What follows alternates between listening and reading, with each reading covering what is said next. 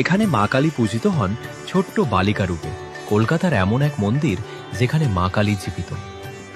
কলকাতার শিয়ালদার কাছে কার্তিকপুর স্ট্রিটে রয়েছে এক মন্দির, মা শ্যামসুন্দরী মন্দির। এখানে পূজিত হন মা কালী ছোট্ট বালিকা রূপে। মা শ্যামসুন্দরী এক অপূর্ব সুন্দরী ছোট্ট মা কালী, যাকে দেখেই মন ভরে যায়। মায়ের মূর্তিটি এতটাই স্নিগ্ধ, এতটাই জীবন্ত যে মনে হয় যেন এক ছোট্ট বালিকা আমাদের দিকে তাকিয়ে মিষ্টি করে হাসছে, যার দিকে একবার তাকালে চোখ ফেরানো যায় না।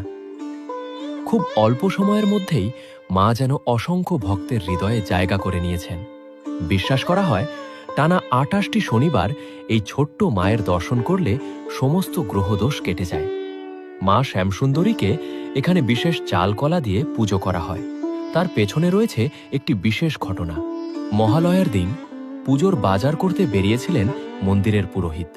বাজারে তিনি দেখেন একটি ছোট্ট মেয়ে মা কালীর মতো সেজে সবার কাছে ভিক্ষা চাইছে। মেয়েটি কাছে এসে বলল, আমাকে একটু টাকা দেবে, আমি চাল কলা কিনে খাব। পুরোহিত বিরক্ত হয়ে তাকে সরিয়ে দিয়ে বলেছিলেন, যা কাজ করে খা। মেয়েটি কষ্ট পেয়ে উত্তর দেয়, আমি যদি কাজ পেতাম তাহলে কি তোমার কাছে ভিক্ষে চাইতাম? এই বলে সে চলে যায়। পুরোহিতও মন্দিরে ফেরেন। মায়ের প্রতিটি অমাবস্যা অন্ধকারে পুজো হয়, শুধু কালী পুজো ছাড়া। সেদিন ছিল মহালয়ার অমাবস্যা। মায়ের পূজা হচ্ছিল সম্পূর্ণ অন্ধকারে। অন্ধকারে পুজো করতে করতে পুরোহিতের হঠাৎ মনে হলো মা যেন নেই।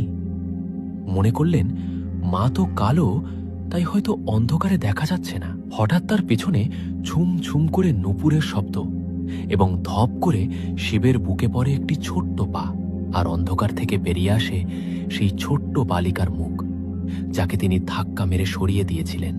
মা তখন মানুষের কণ্ঠে বলেন, চাল কলা দেবে না আমায়? পুরোহিত অজ্ঞান হয়ে পড়ে যান। অজ্ঞান অবস্থায় মা তাকে বলেন, আমি শুধু বড়লোকের মা নই রে, আমি গরিবেরও মা। সেই থেকেই মা শ্যামসুন্দরীর পুজো হয় চাল ও কলা দিয়ে।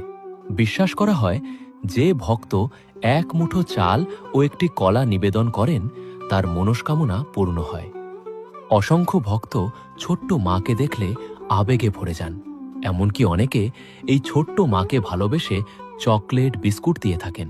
মা এখানে সত্যি জীবন্ত বালিকারূপে পূজিত হন, যার দর্শনে মন ভরে যায় আর আশীর্বাদে জীবন পূর্ণ হয়ে ওঠে। এই রকম আরও তথ্য জানতে ফলো করুন আমাদের ফেসবুক, ইনস্টাগ্রাম এবং ইউটিউব চ্যানেলে।